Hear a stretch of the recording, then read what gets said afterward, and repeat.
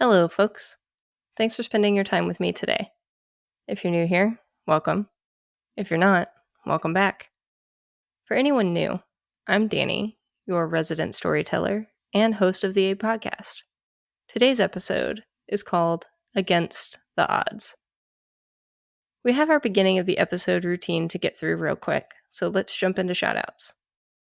Welcome to the new followers of the podcast on both Spotify and Apple Podcasts. Thanks for joining us and sharing your precious time with me. I do deeply appreciate it, and hope you enjoy this time as much as I do. Some of you joined us from Poland, Canada, Belgium, and France. We've got a new patron who has joined our journey, and as a reminder, I have completely overhauled the Patreon space to begin including content for you, as well as introducing 4 tiers of Patreon content. The Aid Newbies tier is for testing the waters of our community to see if it's a home for you. You get all the podcast episodes and the occasional teaser of exclusive content from other tiers. It would be free, but Patreon doesn't let me provide freebies because I'm a quote-unquote mature content creator. So it's the lowest they'll let me set it. Then there's the Aid Supporters tier for those of you who want to help our mission spread and grow and support the podcast. There's the Aid Discovery tier for beginning your journey with access to limited special resources, like active writing journal prompts, exercises that have helped me in life that I want to share with you, and special video guest podcasts. And the Aid Together tier. It's private and judgment-free community space that we're building to help navigate this world and its ups and downs. Come be a part of the foundational crew that's putting it all together. If you're new, or maybe you forgot, let me quickly tell you what our mission is. I deeply believe in the power of community and the power that stories have to heal. I have this wacky idea to combine the two into this podcast and a digital support community. I want to use the power of storytelling to help inspire and heal people through some of the hardest moments of life and show them that they are not alone in this world. While each experience is uniquely our own, there are similarities that can be shared to help one another. In this space, we are here to share our life experiences and learn and grow from them. If this sounds like something you'd be curious about, stay a while and listen. And be sure to check out patreon.com/The Aid Podcast for details on the digital support community. I know that's a lot before we actually get to the episode itself, but I gotta make the promotion plugs because I really don't want to have to infuse the podcast with ads to help supplement the cost of keeping this thing running. It throws off the vibe, and no one really likes ads anyways, so I'd prefer to keep them as far away as possible.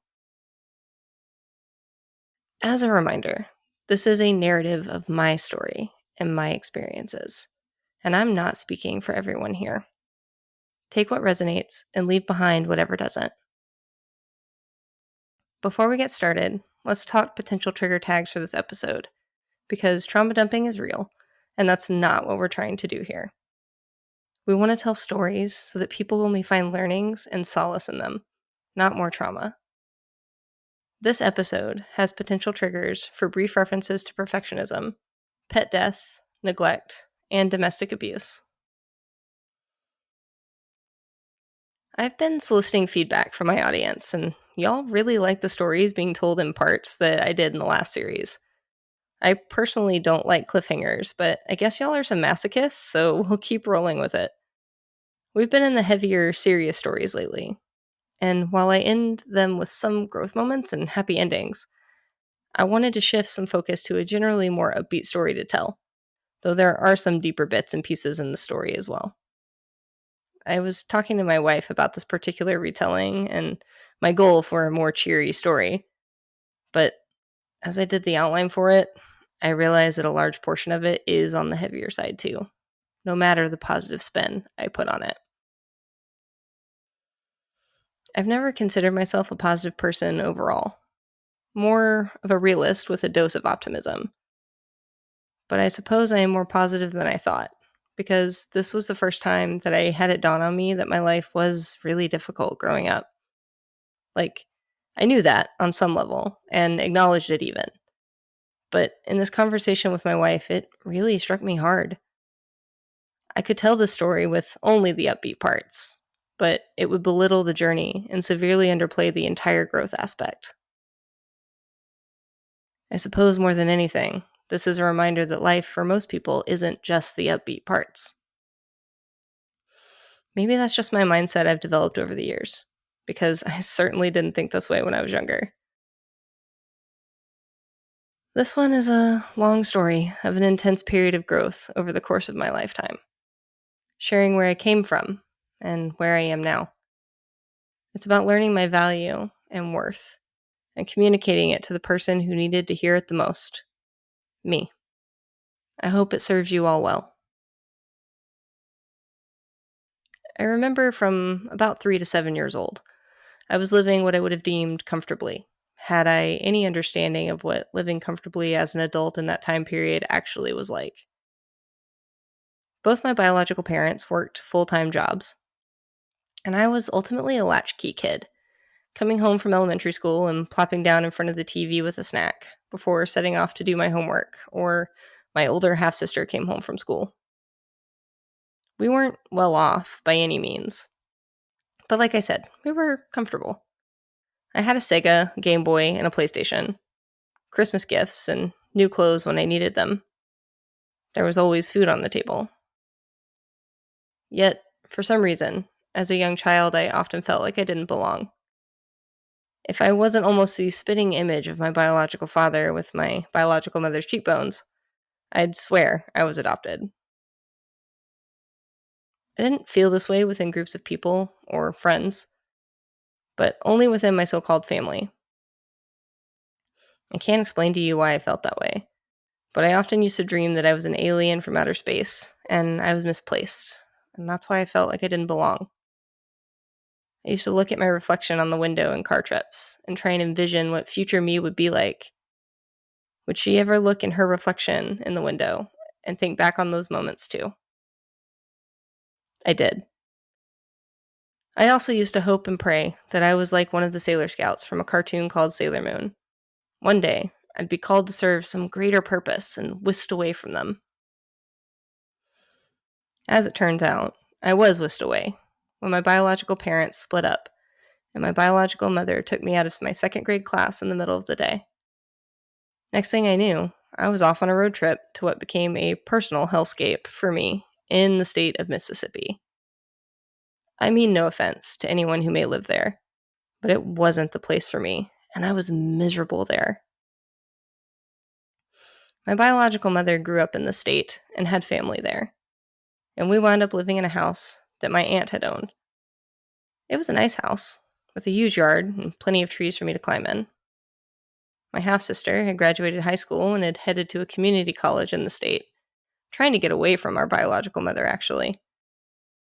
I'm still not sure if she followed my sister there, or if it was the only place that she could go to. As par for the course with my personality, I made friends wherever I went and eventually settled in. I desperately missed my friends back home in Texas, but it seemed as if Mississippi was my home now, so I set out to see what I could make of it. I was in elementary school, at a school unironically named after a Confederate general, where I was one of the few white children.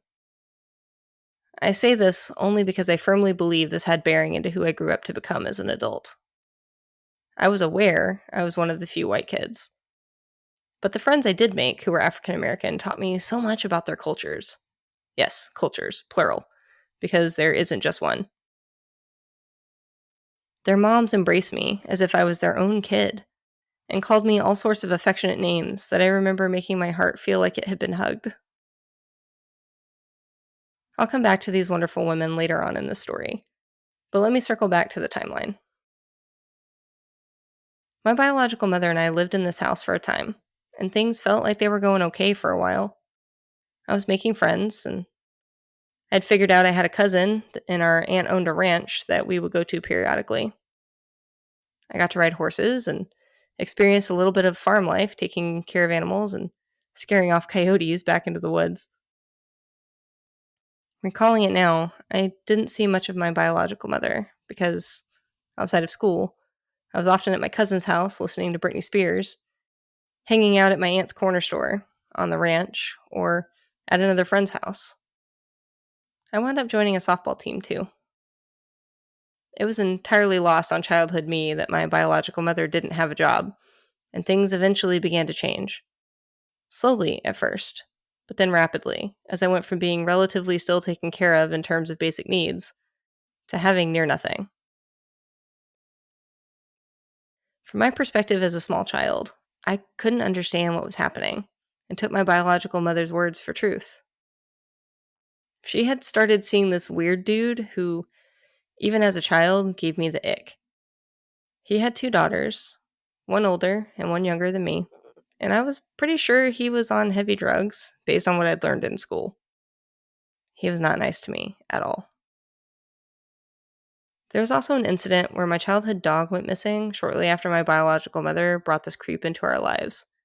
And while I was crying about it, he had whispered to me that he had thrown her off a bridge because she wouldn't stop barking at him. I still think that's exactly what happened. I fucking hated this dude, and his daughters were awful to me too. It was very Cinderella story, and I remember hoping that they never became my stepsisters.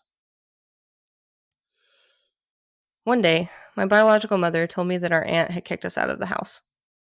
To my horror, we moved in with her boyfriend and his shitty kids. His house was a rundown structure, and I didn't have a bedroom to myself, so I slept on the floor of the room his daughters shared. I remember trying my best to never be there, because they were always fighting. There was a day I'd come back to the house, and they didn't know I was there. That's when I saw him hit my biological mother across the face. At the time, I still believed in her, so I ran at him and kicked him in the leg. But that's when he turned around and hit me. Shortly after, we moved out and into another house several neighborhoods away. Some of my material goods, like toys and clothes, were lost or destroyed every time we moved. So by the third house, I didn't own too incredibly much that didn't fit within a suitcase or a box or two. My clothes became donation items instead of being newly purchased, and I was now one of those down on their luck cases that we had donated money to the church to help back when I lived in Texas.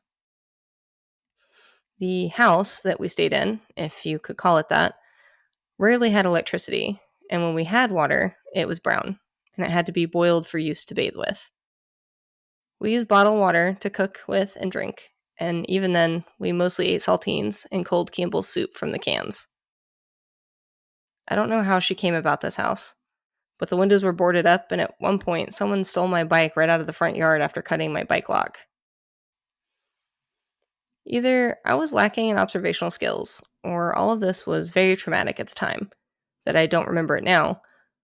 But my biological mother had to have been pregnant during this whole thing, because not long after we'd moved into that house, my half-brother was born.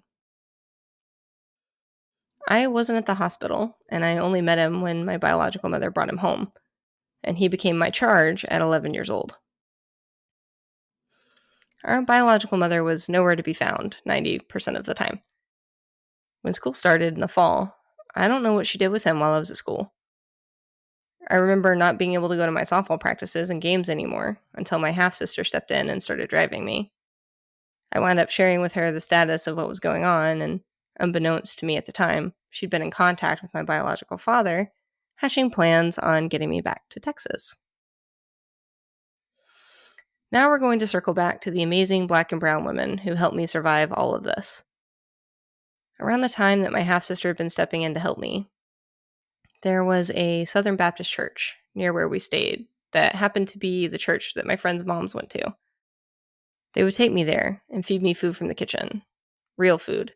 That was warm and actually had to be cooked.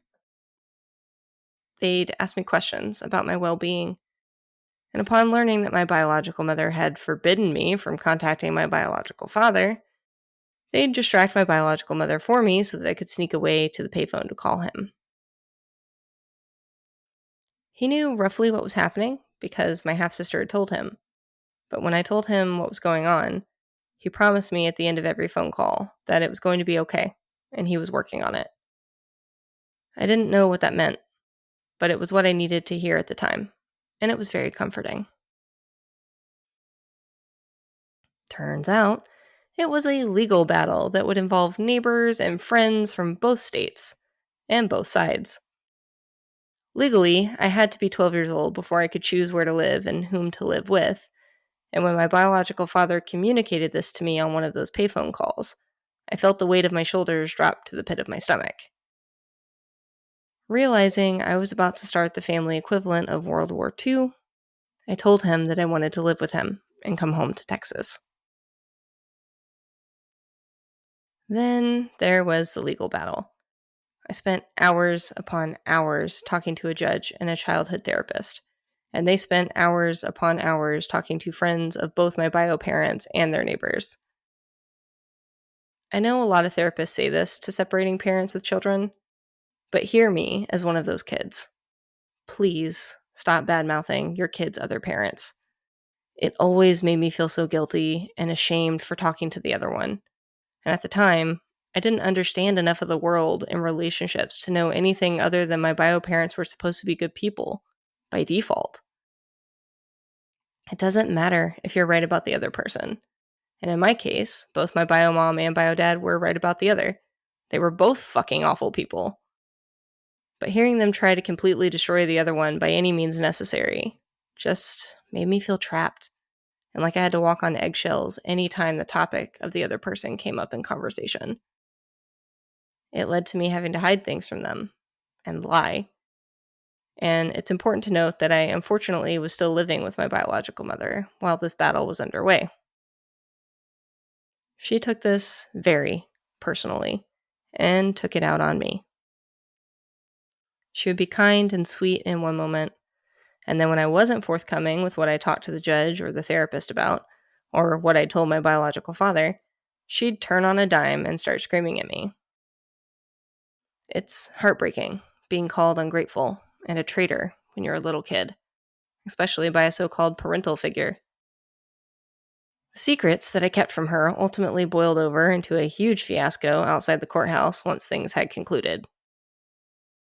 My bio father had won custody of me by determination of the judge, and I think my bio mother knew that that was going to be the outcome because all of my things were packed in boxes in a suitcase in the back of her van.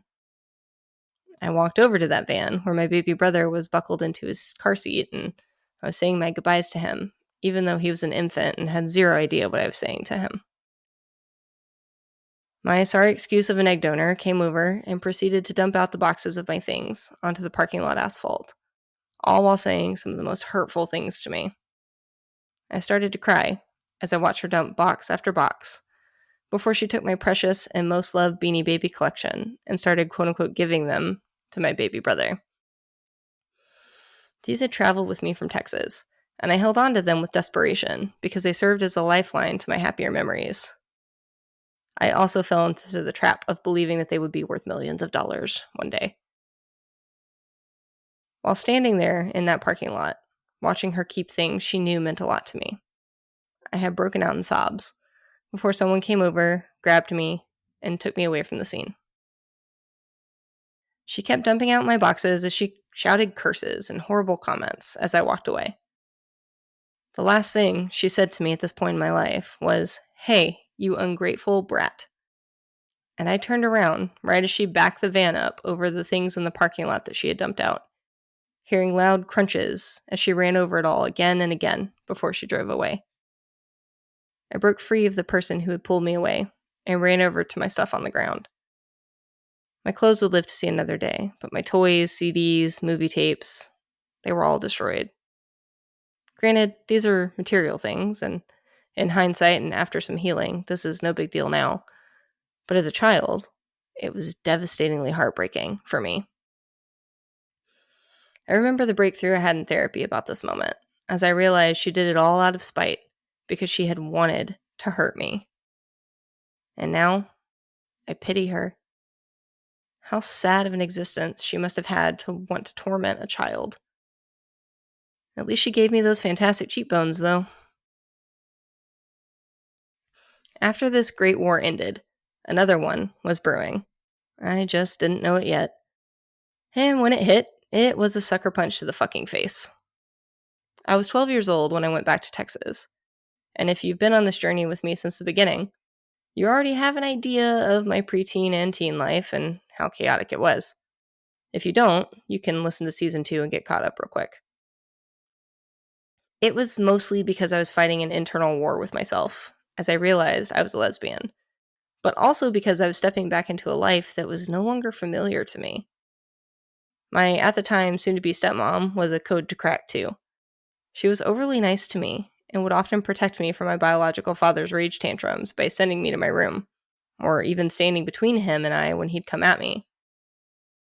I'm not sure why it changed, but as I got older, her protection subsided before vanishing entirely, and I found myself fighting this war on 2 battlefronts, while scrambling to end the one inside me. Now that I've said this out loud, I'm certain this is why I was, and sometimes still am, such a guarded, hard ass who intimidates people. I'd been fighting something or someone my whole life.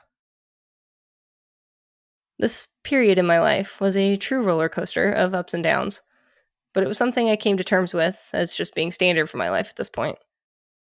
Something else that was pretty standard to my younger days was the amount of people who refused to believe in me for anything. I understand how I appeared when I was younger, and taking any sort of chance on me seemed to be a gamble and huge risk, whether it was from a friend, a teacher, another kid's parent, a coach. I was a drifter and couldn't seem to settle into much of anything, be it a home, a schedule, or relationships of any kind. Staying still felt like a death sentence and a good way to get hurt. I convinced myself into believing that I couldn't get hurt by the unpredictable if I myself was unpredictable. Despite holding down 3 jobs for a few years and being an all-A student for a majority of my life, thanks perfectionism trauma, most people deemed me a flight risk from responsibility and didn't trust me. Again, I get it. In my more judgmental days, I wouldn't have trusted me either. I was young and often swapping addresses. For a small period of time, I didn't even have one. I lived in my car and showered at the YMCA I worked at. Of course, I didn't tell anyone that though, and haven't really publicly admitted this to anyone but my wife. I'm pretty sure this will be the first time my mom hears about this, so I'll have to call her before this episode goes live. Sorry, Mom. I was ashamed, and I felt like a failure. My whole life, I was told variations of demeaning put-downs or disbelief, undercutting any accomplishment I made. Nothing I did was ever good enough or fast enough progress. Thinking back on it, I'm incredibly proud of myself for continuing to climb out of the hole that I was in. I just as easily could have proven all those people right and given up, letting the earth stake its claim on me. For the longest time, I believed these people and their words that they threw at me. When you hear something consistently for so long, you begin to believe it to be true. I mean, the odds weren't great that I didn't wind up down the same road of addiction that my biological parents had gone down. But people underestimated me and my stubborn determination. If I have ever been anything unapologetically in my life, it's persistent. Even fighting against my own dark thoughts, I was my number one hero.